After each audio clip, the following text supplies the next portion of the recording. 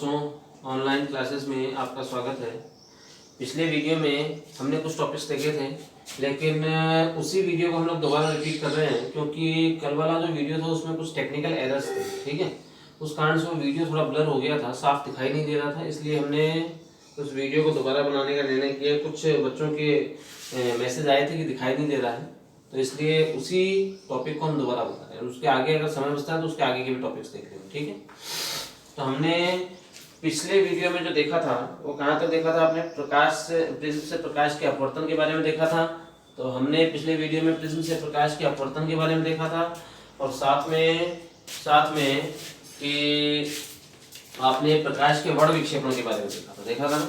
प्रकाश के वर्ण विक्षेपण के बारे में आपने देखा था। ठीक है, वर्ण विक्षेपण में आपने बोला था कि वर्ण विक्षेपण में जो रंगों का क्रम है वो बेंजानी हेप्पी-नाला के अनुसार होता है। ठीक है, बेंजानी हेप्पी-नाला के अनुसार होता है। ठीक है, समझ रहे हैं आप मेरी बात को?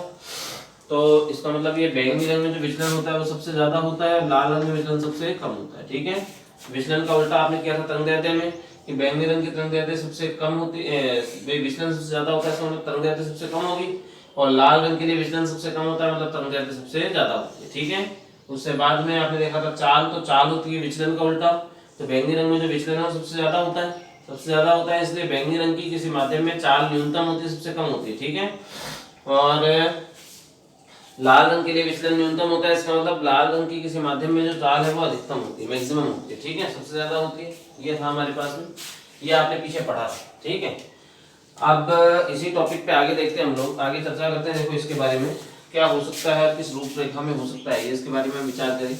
हाँ, तो यहाँ से आप देखिए, पहला जो हमारा टॉपिक था, आज का हमारा जो टॉपिक है पहला, वो हमारे पास में हो जाएगा। सबसे पहला है कोणीय विक्षेपण। ठीक है, हमने पीछे एक क्या बोलते हैं इसको, पीछे वाले वीडियो के अंदर हमने इसको वर्ण विपथन दोष के बारे में पढ़ा था हमने।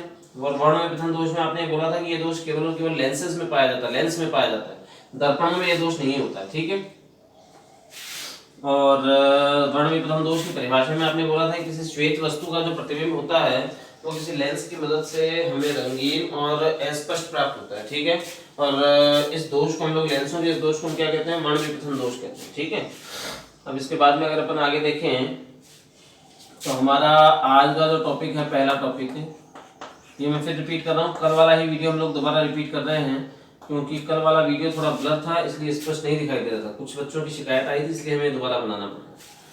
कोणीय विक्षेपण, कोणीय विक्षेपण अगर अपन देखें तो हमारे पास में देखिए क्या हो जाएगा। कोणीय विक्षेपण क्या होता है? वर्ण विक्षेपण आपने पढ़ा था, अब यहाँ पे कोणीय विक्षेपण क्या आ गया? वर्ण विक्षेपण के अंदर आपने वर्ण विक्षेपण आपने पढ़ा था, और साथ में प्रिज्म से प्रकाश का अपवर्तन पढ़ा था। और प्रिज्म से प्रकाश का जो अपवर्तन था उसमें आपने बोला था कि विचलन होता है, और उस विचलन कोण को आपने किससे दर्शाया था? डेल्टा से दर्शाया था, है ना? और यही हमारे काम में आएगा यहाँ पे। कोणीय विक्षेपण क्या होता है? कोणीय विक्षेपण को हम लोग थीटा से दर्शाते हैं। पहली बात तो ये है, कोणीय विक्षेपण को हम किससे दर्शाते हैं? थीटा से दर्शाते हैं। ठीक है, तो ये थीटा जो है क्या होता है? बैंगनी रंग का विचलन जो है डेल्टा वी, और लाल रंग के विचलन यानी डेल्टा आर के अंतर को हम क्या कहते हैं? कोणीय विक्षेपण कहते हैं। इसके अंतर को हम क्या कहते हैं? कोणीय विक्षेपण कहते हैं। इसे हम किससे दर्शाते हैं? थीटा से दर्शाते हैं। इसे हम किससे दर्शाते हैं? थीटा से दर्शाते हैं। ठीक है, तो यहाँ से अगर अपन देखें तो थीटा बराबर आ जाएगा हमारे पास में delta we minus delta R, है ना? अब चूंकि हमें पता है कि डेल्टा बराबर क्या होता है भाई? डेल्टा बराबर हमारे पास में क्या होता है? n-1 इंटू में a, है ना? तो यहाँ से अगर अपन देखें तो इसलिए यहाँ से देखें तो डेल्टा v का मान हमारे पास में क्या आ जाएगा? n-1, n कौन से रंग के लिए आएगा? ये हमारे पास में यहाँ पे v के लिए आ जाएगा, -1 इंटू में a। ठीक है, तथा डेल्टा r का मान देखिए हमारे पास में क्या होगा? डेल्टा r बराबर हो गया हमारे पास n-1 इंटू a। ये आएगा, ये आ गया हमारे पास में। अब ये जो दोनों के दोनों मान आप यहाँ पे लिख सकते हैं, डेल्टा वी और डेल्टा आर के मान। तो इसलिए यहाँ से अगर अपन देखें, देखिए हमारे पास में क्या व्यंजक प्राप्त होता है? थीटा बराबर आ जाएगा हमारे पास में, डेल्टा वी का मान आ गया हमारे पास n-v-1 इंटू में a, माइनस डेल्टा आर का मान हो गया हमारे पास में एन आर माइनस में 1 इंटू में ए तो यहाँ से थीटा बराबर आ जाएगा, ए हमने कॉमन ले लिया तो हमारे पास में क्या आ गया, N V minus one, minus को अंदर मल्टीप्लाई किया तो माइनस में हो गया एन आर, और माइनस माइनस प्लस में हो गया वन, और इनटू में आ गया ए। तो यहाँ से थीटा इक्वल देखिए हमारे पास में क्या आ जाएगा, वन से वन कैंसिल हो गया तो हमारे पास में क्या बचेगा यहाँ पे, N V minus N R और इनटू में ए। तो ये हो गया हमारे पास में कोणीय विक्षेपण। और कोणीय विक्षेपण का जो एसआई मात्रक है, चूंकि ये कोणीय विक्षेपण क्या है, कोण के रूप में है, मैं देखो इसका मात्रक क्या हो सकता है, किसके अनुसार हो सकता है। यहाँ पे N V minus N R आ रहा है, एन वी और एन आर क्या है, अपवर्तनांक, और अपवर्तनांक एक मात्रक और विमाहीन राशि, मतलब इसके अनुसार तो मात्रक तय नहीं होगा। लेकिन आगे क्या आ रहा है, ए का मतलब होता है प्रिज्म कोण, कोण का मात्रक क्या होता है, एसआई मात्रक क्या होता है, रेडियन। तो मतलब ये इसका एसआई मात्रक क्या होगा, रेडियन में होगा, ठीक है ना। पहली बात तो इसका जो एसआई मात्रक होता है कोणीय विक्षेपण का, वो रेडियन होता है। और ये एक मात्रक नहीं है, सॉरी, इसका एसआई मात्रक तो रेडियन है, लेकिन ये एक विमाहीन राशि है, ठीक है ना, विमाहीन धनात्मक अदिश राशि, ठीक है। कल के वीडियो में आपको बताया भी था, यह एक विमाहीन धनात्मक अदिश राशि है, ठीक है ना। यह है, यह ऊपर बता देता हूं, यह है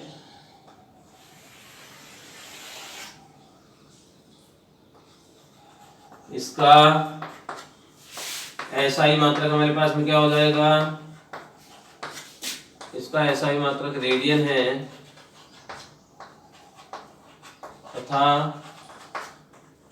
यह एक मात्रक व विमाहीन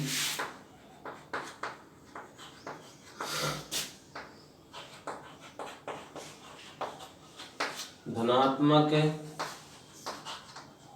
अदिश राशि, मात्रक नहीं केवल विमाहीन, यह एक विमाहीन, मात्रक तो रेडियन हो गया ना, धनात्मक अदिश राशि है, ठीक है।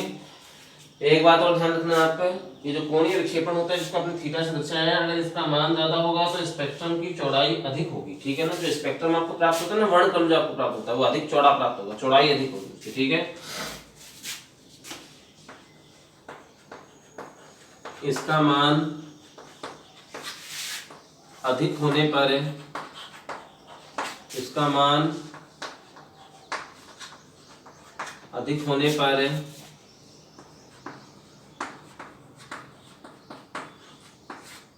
स्पेक्ट्रम की चौड़ाई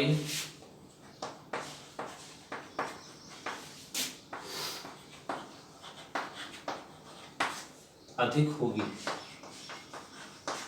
ठीक है। ये आ जाएगा हमारे पास में। अब इसके अलावा एक और टॉपिक था जो हमने कल देखा था, ये दोनों ही टॉपिक्स जो है एग्जाम की दृष्टिकोण से नहीं है, क्योंकि आपकी किताब में दे नहीं रखे हैं टॉपिक्स, ठीक है ना। इस पे मैंने स्टार लगा दिया, स्टार का मतलब है कि पेपर के दृष्टिकोण से नहीं है, एग्जाम में नहीं पूछा जाएगा। उसके बाद में आता है वर्ण विक्षेपण क्षमता।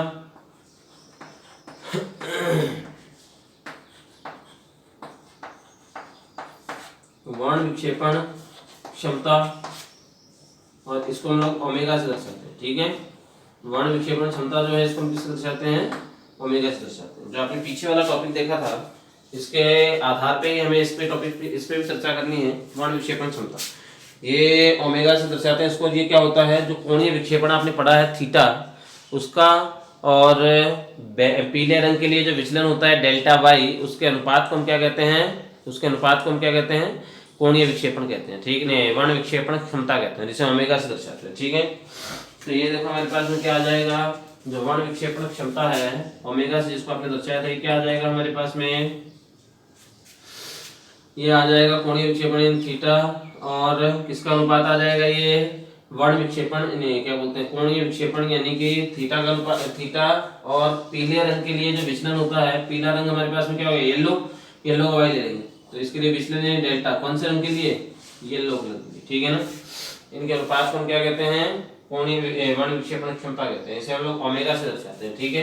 तो ओमेगा बराबर हमारे पास में थीटा अपॉन डेल्टा वाई आ गया। थीटा का जो मान है वो आपने पीछे प्राप्त कर रखा है, तो हम यहाँ पे लिख सकते हैं, वो क्या हो गया हमारे पास में, एन वी माइनस में एन आर और इनटू में ए आ गया, और बट्टा में हमारे पास में क्या है, डेल्टा वाई, है ना। डेल्टा का मान हमारे पास में ये था। y यानी कि येलो कलर के लिए अगर हम देखें तो यहाँ पे ny माइनस 1 और इंटू में a तो नियत रहता है, तो यहाँ पे आ जाएगा हमारे पास में ny माइनस 1 और इंटू में आ जाएगा a। ठीक है, तो यहाँ से ओमेगा बराबर आ जाएगा हमारे पास में,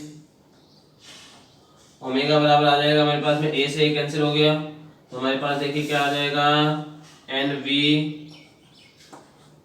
माइनस में nr बट्टा ny माइनस 1। और यहां से अगर अपन देखते हैं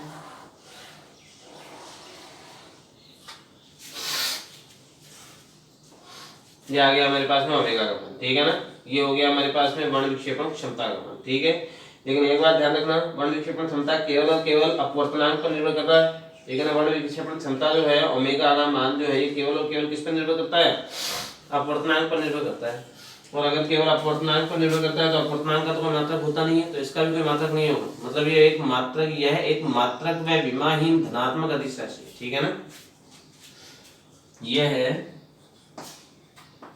एक मात्रक व विमाहीन, यह एक मात्रक व विमाहीन धनात्मक अदिश राशि है,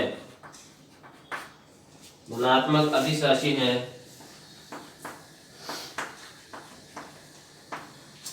ठीक है,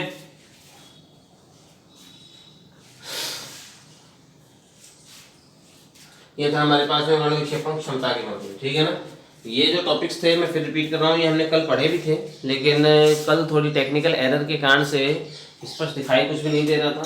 कोई ऐसे कुछ सेटिंग में कुछ मिस्टेक रह गई होगी हमसे, इसलिए वो सही सेट नहीं हो पाया, इसलिए आपको अच्छे से दिखाई नहीं दे रहा था, है ना। इसलिए टॉपिक्स में आपको दोबारा चलता रहा हूँ। ये हो गया हमारे पास में वर्ण विक्षेपण क्षमता का मान। ठीक है, ये दोनों ही जो टॉपिक्स हैं इन पे स्टार लगा हुआ है, इसका मतलब ये एग्जामिनेशन पॉइंट ऑफ व्यू से नहीं, मतलब ये पेपर में नहीं पूछे जाएंगे, आपकी किताब में दे नहीं रखे हैं टॉपिक। ठीक है, आगे चले हम लोग इसमें, अगर आगे देखते हैं, देखो अब इसके आगे हमारा टॉपिक क्या था, इसके आगे हमारा टॉपिक था प्रकाश का प्रकीर्णन।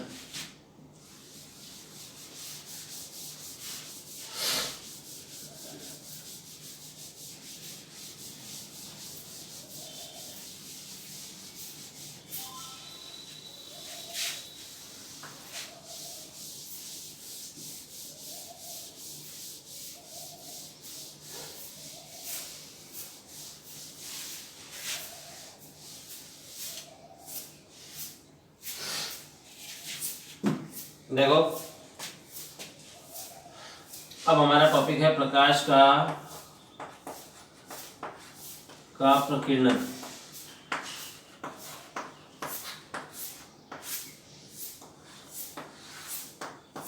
देखना क्या होगा,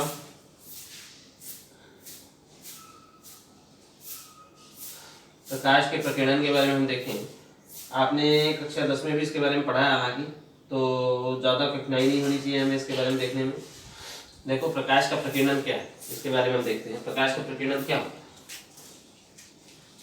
जब सूर्य से आने वाला जो प्रकाश होता है उसे हम क्या बोलते हैं, श्वेत प्रकाश बोलते हैं। ठीक है ना, सूर्य से आने वाले प्रकाश को हम क्या कहते हैं, श्वेत प्रकाश कहते हैं। और जब ये श्वेत प्रकाश जो है ये किसी खुरदरे वायुमंडलीय पृष्ठ जैसे कि हिमकण है, बादल है, किसी दूसरे वायुमंडलीय पृष्ठ, किसी उल्कापिंड या किसी भी चीज पर, मतलब किसी खुरदरे वायुमंडलीय पृष्ठ पर जब ये श्वेत प्रकाश यानी आपतित होता है तो उस स्थिति में श्वेत प्रकाश जो सभी दिशाओं में फैल जाता है। ठीक है ना, सभी दिशाओं में फैल जाता है। ये जो परिघटना है क्या कहलाती है, प्रकाश का प्रकीर्णन कहलाती है। ठीक है, जब श्वेत प्रकाश किसी खुरदरे वायुमंडलीय पृष्ठ पर आपतित होता है, जब श्वेत प्रकाश किसी खुरदरे वायुमंडलीय पृष्ठ पर आपतित होता है तो यह सभी दिशाओं में फैल जाता है, और यह परिघटना क्या कहलाती है, यह परिघटना क्या कहलाती है, प्रकाश का प्रकीर्णन कहलाती है। यह परिघटना क्या कहलाती है, प्रकाश का प्रकीर्णन कहलाती है। समझ रहे हैं आप मेरी बात को। तो ये था, अब प्रकीर्णन के बारे में आपने देख लिया। आगे अगर अपन कुछ चीजें देखें इसमें, देखना ये परिघटना प्रकाश का प्रकीर्णन कहलाती है। अब इस प्रकीर्णन के बारे में अगर आप देखते हैं तो प्रकीर्णन के लिए रैले नाम का एक वैज्ञानिक था, उन्होंने भी एक नियम बताया था। रैले ने एक कसौटी दी थी, रैले की कसौटी। ठीक है, तो वो क्या होता है हमारे पास में, रेले नाम के वैज्ञानिक ने क्या बताया, आपने प्रकीर्णन की परिभाषा देखी और प्रकीर्णन की परिभाषा में हमने क्या बोला, प्रकीर्णन की परिभाषा में हमने कहा है कि जब श्वेत प्रकाश किसी खुरदरे वायुमंडलीय पृष्ठ पर आपतित होता है तो यह सभी दिशाओं में फैल जाता है और यह परिघटना प्रकाश का प्रकीर्णन कहलाती है, ठीक है ना। और श्वेत प्रकाश कौन सा होता है, सूर्य से आने वाला प्रकाश, ठीक है, जो 7 रंगों का मिश्रण होता है, ठीक है। उसके बाद में रेले नाम के एक वैज्ञानिक ने कसौटी बताई थी, इसके लिए कुछ बातें बताई थी। उन्होंने क्या बताया था कि जो प्रकीर्णित प्रकाश की मात्रा है, प्रकीर्णित प्रकाश की जो मात्रा है या फिर प्रकीर्णित प्रकाश की तीव्रता, ठीक है, प्रकीर्णित प्रकाश की जो तीव्रता है ये व्युत्क्रमानुपाती होती है, किसके होती है, जो आपतित प्रकाश की जो तरंगदैर्ध्य है उसकी चतुर्थ घात की।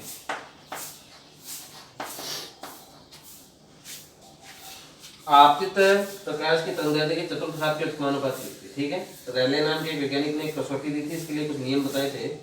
तो इन्होंने हमें क्या बोला था, रेले के अनुसार प्रकीर्णित प्रकाश की मात्रा, रेले के अनुसार प्रकीर्णित प्रकाश की मात्रा या प्रकीर्णित प्रकाश की तीव्रता तो आपतित प्रकाश की तरंगदैर्ध्य की चतुर्थ घात के व्युत्क्रमानुपाती होती है। तो सीधी सी बात है, तरंगदैर्ध्य का मान अगर ज्यादा होगा, व्युत्क्रमानुपाती है इसका मतलब तरंगदैर्ध्य का मान अगर ज्यादा होगा तो प्रकीर्णित प्रकाश की जो मात्रा है वो भी ज्यादा होगी, वो कम हो जाएगी, और अगर तरंगदैर्ध्य का मान कम होगा तो प्रकीर्णित प्रकाश की मात्रा ज्यादा हो जाएगी, ठीक है। समझे आप मेरी बात को। ये रेले नाम के एक वैज्ञानिक ने कसौटी बताई थी इसके बारे में, ठीक है। अब आगे अगर अपन देखें यहाँ से देखो तो सीधी सी बात है, तरंगदैर्ध्य ज्यादा होने पर प्रकीर्णन की मात्रा कम हो जाएगी, प्रकीर्णन कम हो जाएगा, ठीक है, जो हम आगे काम मिलेंगे इस पॉइंट को, ठीक है। अब देखें रेले की कसौटी के बाद में आप इस प्रकीर्णन के प्रकार देखिए। तो प्रकीर्णन के वैसे 2 प्रकार होते हैं, प्रकीर्णन के 2 प्रकार होते हैं, है ना। प्रकीर्णन के प्रकार अगर अपन देखते हैं तो प्रकीर्णन के 2 प्रकार होते हैं। पहला हमारे पास में हो गया जैसे प्रत्यास्थ प्रकीर्णन, ये क्या हो गया हमारे पास में, प्रत्यास्थ प्रकीर्णन, ठीक है। और इस प्रकीर्णन में भी देखो हमारे पास में क्या हो जाएगा, प्रत्यास्थ प्रकीर्णन का मतलब क्या हो जाएगा हमारे पास में, यदि आपतित प्रकाश की तरंगदैर्ध्य, अगर आपतित प्रकाश की तरंगदैर्ध्य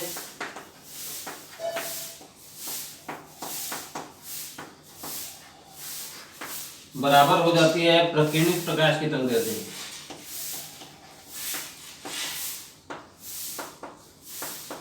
तो उस स्थिति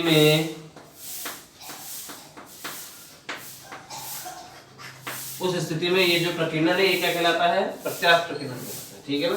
प्रत्यास्थ प्रकीर्णन क्या हो जाएगा, यदि आपतित प्रकाश की तरंगदैर्ध्य व प्रकीर्णित प्रकाश की तरंगदैर्ध्य परस्पर समान है तो प्रकीर्णन क्या कहलाता है, प्रत्यास्थ प्रकीर्णन कहलाता है, ठीक है ना।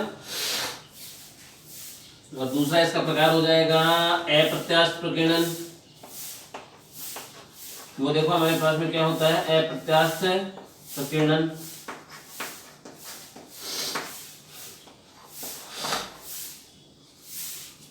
और वो देखो हमारे पास में क्या हो जाएगा, इसका उल्टा, आपने जो ऊपर पढ़ा था इसका उल्टा, मतलब यदि आपतित प्रकाश की तरंगदैर्ध्य, यदि आपतित प्रकाश की तरंगदैर्ध्य बराबर नहीं है प्रकीर्णित प्रकाश की तरंगदैर्ध्य के,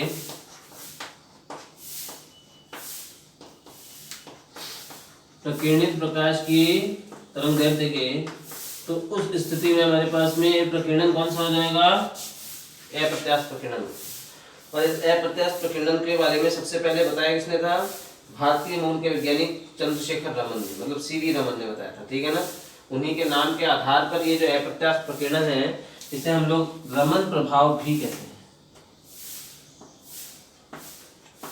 रमन प्रभाव, आपने इनका रमन का नाम सुना होगा, इनका वैज्ञानिकों को सीवी रमन का आपने नाम सुना होगा, है ना। उन्होंने इसके बारे में बताया था, इसलिए इनके नाम के आधार पर इसे हम क्या कहते हैं, रमन प्रभाव भी कहते हैं, ठीक है। तो ये था हमारे पास में अप्रत्यास्थ प्रकीर्णन। मतलब अब तक जो आपने पढ़ा है प्रकीर्णन के बारे में उसमें आपने परिभाषा क्या बोली है, कि जब श्वेत प्रकाश जो है, जब श्वेत प्रकाश किसी खुरदरे वायुमंडलीय पृष्ठ पर आपतित होता है तो ये सभी संभव दिशाओं में फैल जाता है और ये परिघटना प्रकाश का प्रकीर्णन कहलाती है। ठीक है, और प्रकीर्णन के लिए रेले की जो कसौटी थी वो क्या थी कि प्रकीर्णित प्रकाश की मात्रा या प्रकीर्णित प्रकाश की तीव्रता आपतित प्रकाश की तरंगदैर्ध्य की चतुर्थ घात के व्युत्क्रमानुपाती होती है। ठीक है, मतलब तरंगदैर्ध्य का मान ज्यादा होने पर प्रकीर्णन का मान कम होगा। ठीक है, जिस रंग की तरंगदैर्ध्य ज्यादा होगी उसका प्रकीर्णन कम हो जाएगा। और सबसे ज्यादा तरंगदैर्ध्य कौन से रंग की होती है? लाल रंग की। इसका मतलब लाल रंग के लिए प्रकीर्णन का मान सबसे कम होगा। ठीक है, प्रकीर्णन के प्रकार अगर अपन देखें यहाँ पे, एक होता है प्रत्यास्थ प्रकीर्णन। तो प्रत्यास्थ प्रकीर्णन हमारे पास में क्या होता है, यदि आपतित प्रकाश की तरंगदैर्ध्य और प्रकीर्णित प्रकाश की तरंगदैर्ध्य परस्पर समान है तो इस प्रकीर्णन को हम क्या कहते हैं? प्रत्यास्थ प्रकीर्णन कहते हैं। इसे हम क्या कहते हैं? प्रत्यास्थ प्रकीर्णन कहते हैं। ठीक है, उसके बाद में आता है अप्रत्यास्थ प्रकीर्णन। अप्रत्यास्थ प्रकीर्णन में आपने क्या बोला था, यदि आपतित प्रकाश की तरंगदैर्ध्य व प्रकीर्णित प्रकाश की तरंगदैर्ध्य समान नहीं है तो इसे हम क्या कहते हैं? अप्रत्यास्थ प्रकीर्णन कहते हैं। ठीक है ना, अप्रत्यास्थ प्रकीर्णन कहते हैं। और ये जो अप्रत्यास्थ प्रकीर्णन है इसके बारे में सबसे पहले बताया था भारतीय मूल के वैज्ञानिक चंद्रशेखर रमन ने, इसलिए उनके नाम के आधार पर इसका सम्मान के रूप में इसको क्या नाम दिया गया है? रमन प्रभाव भी कहा जाता है। ठीक है, आगे मेरी बात समझ में, इसे हम रमन प्रभाव भी कहते हैं। ठीक है, अब आगे देखते हैं। देखिए इसमें क्या हो सकता है, किस रूपरेखा में हो सकता है। रमन प्रभाव आपने देख लिया, अब हम आगे देखेंगे आगे वाले इस प्रकीर्णन पे के दैनिक जीवन में कुछ अनुप्रयोग होते हैं, कुछ घटनाएं हैं जिनमें प्रकीर्णन काम में आता है दैनिक जीवन के अंदर, उनके बारे में हम चर्चा करेंगे। लेकिन उससे पहले मैं आपको एक छोटी सी सारणी बताता हूँ जो पीछे बताई थी मैंने, है ना, जो पहले भी मैं बता चुका हूँ आपको, कल वाले वीडियो में भी मैंने बताई थी और उससे पहले वाले वीडियो में मैंने आपको बताई थी। प्रकाश का जो वर्ण विक्षेपण आपने पढ़ा था वहां पे ही बताई थी। मैं दोबारा रिपीट कर रहा हूँ, ये हमारे काम में आती है इसलिए बता रहा हूँ। ठीक है, देखो कुछ घटनाएं होती है। सबसे पहले तो हम लोग रंग के बारे में देखें, कौन से रंग के बारे में हम बात कर रहे हैं। तो हम दो रंगों के लिए बात करेंगे, एक तो बैंगनी के लिए और एक लाल के लिए। ठीक है, क्योंकि बाकी के सारे मान जो है इनके बीच में ही रहेंगे। रंगों का नाम ये तो होता है बेंजानी हैप्पी नाला, बेंजानी हैप्पी नाला। ठीक है, तो इसमें आप देखो बाकी के रंग तो बीच में आ रहे हैं ना, बैंगनी और लाल के बीच में तो आ रहे हैं बाकी के, तो बाकियों के मान इनके बीच में ही रहेंगे। हम लोग बैंगनी और लाल के लिए देख लेते हैं। ठीक है, कुछ गुणों पे हम चर्चा करेंगे। जैसे सबसे पहले हमने देख लिया विचलन के बारे में, है ना, सबसे पहले हमने देखा विचलन के बारे में। तो बैंगनी रंग में जो विचलन है वो अधिकतम होता है ना, सबसे ज्यादा होता है। ठीक है, और लाल रंग में जो विचलन होता है वो न्यूनतम होता है। ठीक है, और ये जो विचलन है इसके उल्टी क्या होती है? तरंगदैर्ध्य होती है। तरंगदैर्ध्य के बारे में अगर अपन पढ़े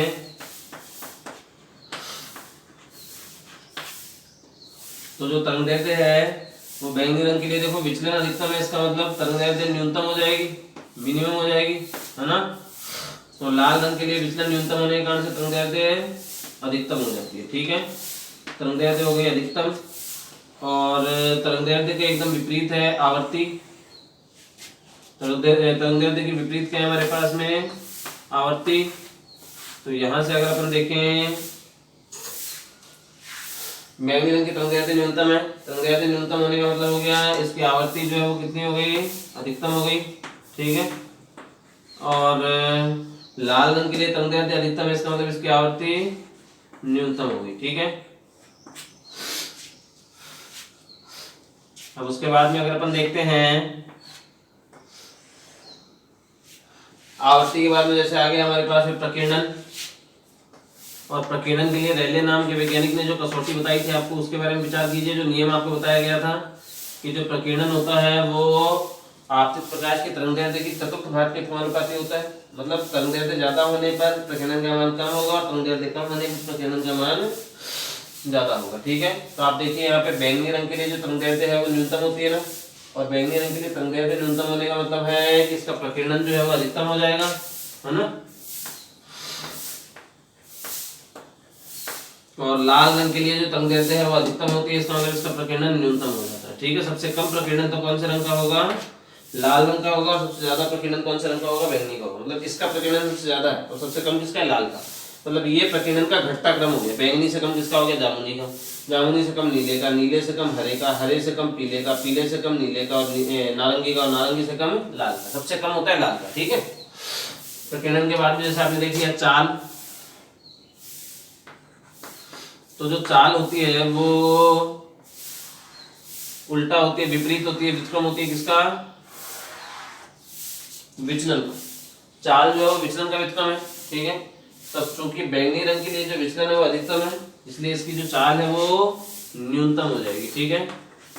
और लाल रंग के लिए विचलन न्यूनतम है, इसलिए इसकी जो चाल है वो अधिकतम हो जाएगी। समझे आप मेरी बात को?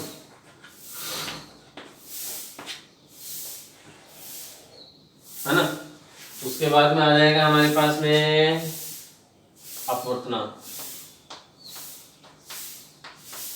अपवर्तनांक, ठीक है। अपवर्तनांक वैसे चाल का विक्रम होता है, ये आपने पीछे व्यंजक पढ़ा भी है, क्योंकि अपवर्तनांक n बराबर हमारे पास में क्या होता है अभी? c/v होता है। c एक नियत राशि है, तो यहाँ से हम बोल सकते हैं कि n जो है व्युत्क्रमानुपाती किसके है? v के। चाल के व्युत्क्रमानुपाती होता है, मतलब चाल ज्यादा होगी तो अपवर्तनांक कम होगा, और चाल कम होगी तो अपवर्तनांक ज्यादा होगा। ठीक है, ये तो होता है ना। तो यहाँ से आप देखिए बैंगनी रंग के लिए चाल जो है न्यूनतम होती है, इसलिए बैंगनी रंग का जो अपवर्तनांक है किसी माध्यम के लिए वो सबसे ज्यादा होता है। ठीक है ना। बैंगनी रंग का जो अपवर्तनांक है वो सबसे ज्यादा होता है। ठीक है, अधिकतम होता है। और लाल रंग के लिए जो चाल है वो अधिकतम होने के कारण से इसका अपवर्तनांक न्यूनतम होता है। समझ गए आप मेरी बात को? ये हो जाएगा हमारे पास में। ठीक है ना। ये कुछ घटनाएं हैं जो आगे हम जो अब टॉपिक पढ़ेंगे इसके अंदर हमारे काम में आएंगी। ये कुछ बातें हैं जो हमारे काम में आएंगी इस टेबल के रूप में।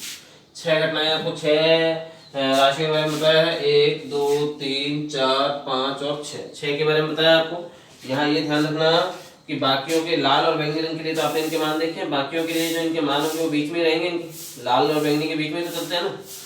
तो जैसे यहाँ से अब आपको देखना है प्रकीर्णन पर आधारित कुछ घटनाएं, है ना। दैनिक जीवन में कुछ प्रकीर्णन के अनुप्रयोग हैं, उनके बारे में हम देखेंगे। सबसे पहला अनुप्रयोग हमारे पास में क्या है? सबसे पहला अनुप्रयोग है हमारे पास में स्वच्छ आकाश का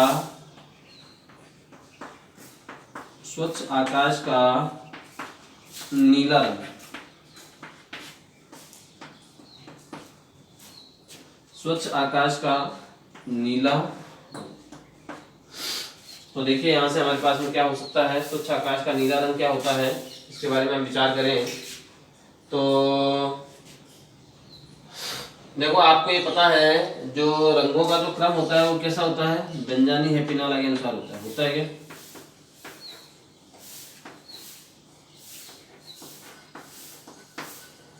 ठीक है। तो आप तरंगदैर्ध्य देखिए, तरंगदैर्ध्य के बारे में हम चर्चा करें यहाँ पे। तो बैंगनी रंग की जो तरंगदैर्ध्य है वो न्यूनतम होती है ना, सबसे कम होती है। और लाल रंग की जो तरंगदैर्ध्य है वो सबसे ज्यादा होती है। बैंगनी रंग की तरंगदैर्ध्य न्यूनतम में, लाल रंग की तरंगदैर्ध्य अधिकतम होती है ना। तो इसीलिए जो प्रकीर्णन हो जाएगा उस पर आप विचार कीजिए। प्रकीर्णन उल्टा होता है किसका? तरंगदैर्ध्य का। अब चूंकि बैंगनी रंग की तरंगदैर्ध्य न्यूनतम है, इसलिए बैंगनी रंग के लिए जो प्रकीर्णन होगा वो अधिकतम होगा, है ना। और लाल रंग के लिए तरंगदैर्ध्य अधिकतम है, इसलिए इसके लिए जो प्रकीर्णन होगा वो न्यूनतम हो जाएगा। समझ रहे हैं आप मेरी बात को? मतलब एक बात तो ये कही जा सकती है कि लाल रंग जो है इसके तरंगदैर्ध्य अधिकतम होने के कारण से, लाल रंग की तरंगदैर्ध्य अधिकतम होने के कारण, लाल रंग की तरंगदैर्ध्य अधिकतम होने के कारण से इसका प्रकीर्णन न्यूनतम होता है, और न्यूनतम प्रकीर्णित भाग वायुमंडल द्वारा अवशोषित हो जाता है। ठीक है। इसमें एक बात तो हमें बतानी है कि लाल रंग क्यों नहीं दिखता। लाल रंग क्यों नहीं दिखता है उसका कारण हमने यहाँ पे स्पष्ट कर दिया। ठीक है। लाल रंग की तरंगदैर्ध्य अधिकतम होने के कारण इसका प्रकीर्णन न्यूनतम होता है, जो वायुमंडल द्वारा अवशोषित हो जाता है। ठीक है। अब आगे अगर अपन देखें, हमें नीला दिखाई देना चाहिए आकाश, तो आप यहाँ पे क्या बोल सकते हो कि नीला रंग जो होता है उसकी जो तरंगदैर्ध्य है वो लाल से कम होती है। ठीक है ना, लाल से कम होती है। ठीक है, लेस देन रेड, है ना। लाल से कम होती है इसकी तरंगदैर्ध्य, है ना। तो इसकी तरंगदैर्ध्य लाल रंग से कम होने के कारण से इसका जो प्रकीर्णन है वो लाल रंग से तो ज्यादा ही होगा, है ना। तो इसका जो तरंगदैर्ध्य है, इसका जो प्रकीर्णन है वो लाल रंग से ज्यादा होता है। ठीक है। तो होता क्या, देखो सबसे पहले तो आप क्या बताओगे, लाल रंग के बारे में बताओगे कि लाल रंग क्यों नहीं है ना, फिर हमें बताना पड़ेगा कि बैंगनी क्यों नहीं, नीला ही क्यों, ठीक है ना। पहले हम देखें लाल रंग क्यों नहीं। तो लाल रंग में हम क्या लिखेंगे, लाल रंग की तरंगदैर्ध्य अधिकतम होने के कारण से इसका प्रकीर्णन न्यूनतम होता है, और लाल रंग की तरंगदैर्ध्य अधिकतम होने के कारण इसका प्रकीर्णन न्यूनतम होता है जो वायुमंडल द्वारा अवशोषित हो जाता है, ठीक है।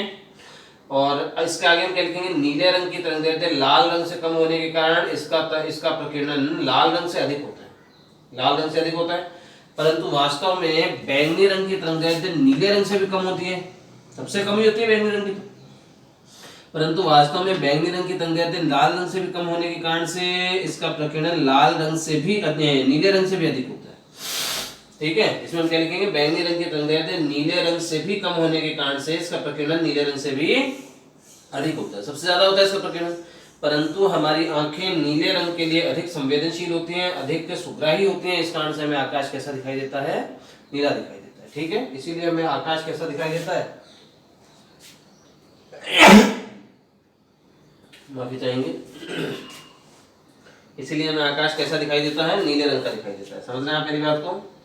ये हो जाएगा हमारे पास में, मतलब इसमें जो आपने बातें लिखी हैं उसके बारे में दोबारा बता देता हूँ। इसमें हमने सबसे पहले तो लाल रंग के बारे में बोला था कि लाल रंग की तरंगदैर्ध्य अधिकतम होने के कारण से इसका प्रकीर्णन न्यूनतम होता है जो वायुमंडल द्वारा अवशोषित हो जाता है, ठीक है।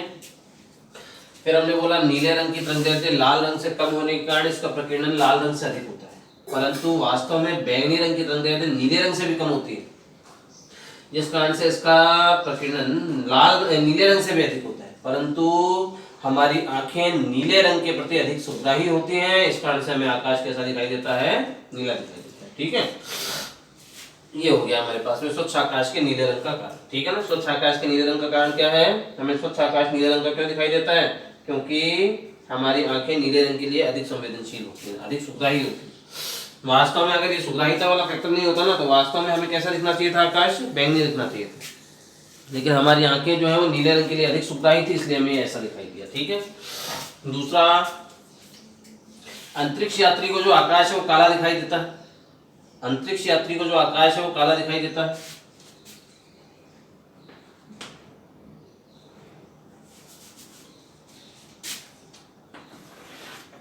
दूसरा यहां पे देख लेते हैं, अंतरिक्ष यात्री को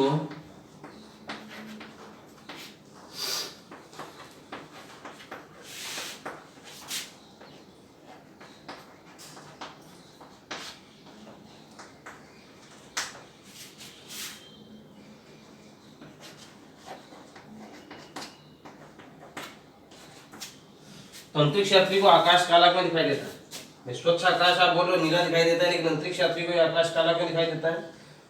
इसका एकमात्र कारण क्या होता है, माध्यम की अनुपस्थिति। अंतरिक्ष में माध्यम नहीं होता, इसलिए प्रकीर्णन नहीं होता, ठीक है ना।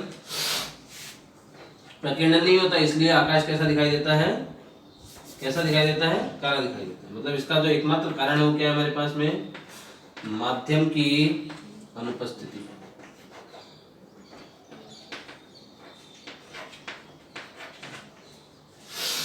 ठीक है। आ रही है मेरी बात समझ में। ये हो गया हमारे पास माध्यम की अनुपस्थिति, इसका एक कारण है। इसके बाद हम आगे देखते हैं, देखो क्या होगा, किस रूप में होगा। फिर तीसरा अगर अपन देखें यहाँ से,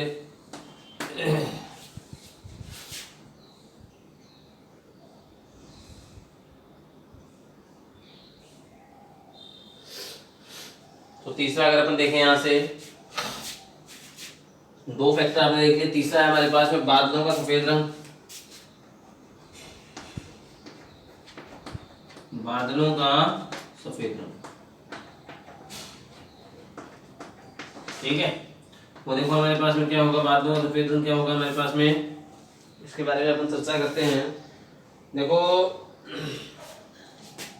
जब प्रकीर्णन किसी बड़े वायुमंडलीय कण से होता है, जैसे हिमकण है या बादल है, इनसे जब होता है ना प्रकीर्णन, तो बड़े वायुमंडलीय कण से प्रकीर्णन होने के कारण से सभी रंगों का प्रकीर्णन एक समान होता है, और इस कारण से वो जो प्रकीर्णन एक समान होगा तो प्रतिबिंब एक जगह बनेगा, सारे रंगों का, और सारे रंगों का प्रतिबिंब एक जगह बनेगा तो कैसा रंग दिखाई देगा, सफेद रंग दिखाई देगा, है ना। तो वास्तव में इसमें आपको लिखना क्या है, जब प्रकीर्णन किसी बड़े वायुमंडलीय कण से होता है, जब प्रकीर्णन किसी बड़े वायुमंडलीय कण से होता है तो सभी रंगों के लिए प्रकीर्णन लगभग समान होता है। ठीक है, जब प्रकीर्णन किसी बड़े वायुमंडलीय कण से होता है तो यह लगभग सभी रंगों के लिए समान होता है।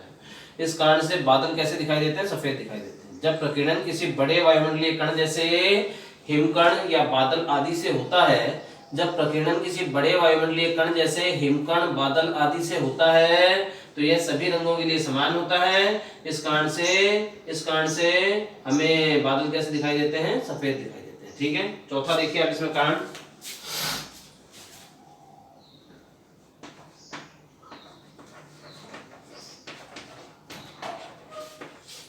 सूर्योदय व सूर्यास्त के समय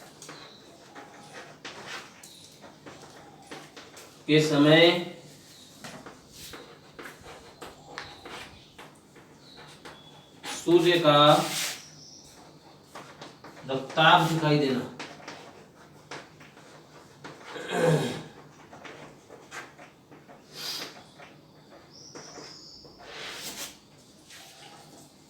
सूर्योदय व सूर्यास्त के समय सूर्य का रक्ताभ दिखाई देना। सूर्योदय व सूर्यास्त के समय सूर्य का रक्ताभ दिखाई देना। तो इसमें आगे अगर अपन देखते हैं, देखो इसमें आगे अगर अपन देखते हैं, देखिए क्या होता है, क्या वास्तव में क्या होता है। रक्ताभ मतलब लाल रंग का, ब्लड रेड, खून के जैसा लाल, रक्ताभ रक्त के जैसी आभा, रक्ताभ, है ना। तो इसमें होता क्या है, इसके बारे में अगर आप चर्चा करते हैं, देखिए तो वास्तव में जब होता क्या है, जब प्रकाश को बहुत ज्यादा दूरी तय करनी पड़ती है ना, जब प्रकाश को अत्यधिक दूरी तय करनी पड़ती है, इसलिए उस समय क्या होता है, आपको न्यूनतम प्रकीर्णित रंग दिखाई देता है। जब प्रकाश को अत्यधिक दूरी तय करनी पड़ती है तो न्यूनतम प्रकीर्णित रंग दिखाई देता है। ठीक है, और इसके बारे में हम देखें तो देखिए, सूर्य से आने वाले प्रकाश को अत्यधिक दूरी तय करनी पड़ती है। सूर्य से आने वाले प्रकाश को अत्यधिक दूरी तय करनी पड़ती है, जिसके कारण आपको न्यूनतम प्रकीर्णित रंग दिखाई देता है ना। तो इसमें हम क्या लिखेंगे, शुरुआत देखो हम कहां से करेंगे। इसमें हम यही बातें बोलेंगे। सबसे पहले, जब सूर्य से आने वाली किरण को जब सूर्य से आने वाले प्रकाश को अत्यधिक दूरी तय करनी पड़े तो न्यूनतम प्रकीर्णित रंग दिखाई देता है, और लाल रंग की तरंगदैर्ध्य अधिकतम होने के कारण इसका प्रकीर्णन न्यूनतम होता है। अतः सूर्योदय व सूर्यास्त के समय सूर्य रक्ताभ दिखाई देता है, लाल दिखाई देता है, रक्त के जैसे लाल दिखाई देता है। ठीक है ना, समझे आप मेरी बात को? सूर्य रक्ताभ दिखाई देता है। ठीक है, समझ रहे हैं आप मेरी बात को? ये हो गया इसका एक फैक्टर। ठीक है, अब तरंगदैर्ध्य ज्यादा होने का क्या मतलब है? तरंगदैर्ध्य का क्या मतलब होता है, जैसे ये कोई तरंग है और ये इसकी तरंग, ये जो तय की गई दूरी होती है ना एक चक्कर के अंदर, ये क्या होती है? तरंगदैर्ध्य होती है। ठीक है, तो तरंगदैर्ध्य ज्यादा होगी, इसका मतलब वो दूरी ज्यादा तय करेगा, है ना। और दूरी ज्यादा तय करेगा, इसका मतलब ज्यादा दूरी से, अधिक दूरी से आपको दिखाई देगा। ठीक है ना। तो पांचवा हो गया हमारे पास में, खतरों के जो निशान है वो लाल बनाए जाते हैं।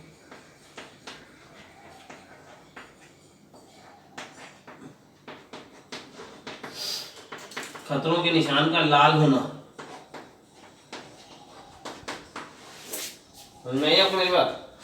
तो इसमें अपन क्या लिखेंगे, इसमें हम लिखेंगे कि वास्तव में लाल रंग की तरंगदैर्ध्य अधिकतम होती है, जिससे इसका प्रकीर्णन न्यूनतम होता है। प्रकीर्णन का मतलब फैलाव, लाल रंग न्यूनतम फैलता है और इसलिए अधिक दूरी से दिखाई देता है। ठीक है ना, लाल रंग की तरंगदैर्ध्य अधिकतम होने के कारण से इसका प्रकीर्णन न्यूनतम होता है। इस कारण से लाल रंग जो है ये कम दूरी तक फैलता है, प्रकाश के अंदर कम फैलता है। ठीक है ना, समझे आप मेरी बात को? आकाश में कम फैलता है और ये अधिक दूरी से दिखाई दे सकता है। ठीक है, लाल रंग की तरंगदैर्ध्य अधिकतम होती है, जिससे इसका प्रकीर्णन न्यूनतम होता है, परंतु तरंगदैर्ध्य अधिकतम होने के कारण से लाल रंग अधिक दूरी से देखा जा सकता है। इसलिए खतरों के जो चिन्ह होते हैं, खतरों के जो निशान होते हैं, वो कैसे बनाए जाते हैं? लाल रंग से बनाए जाते हैं। समझ रहे हैं आप मेरी बात को?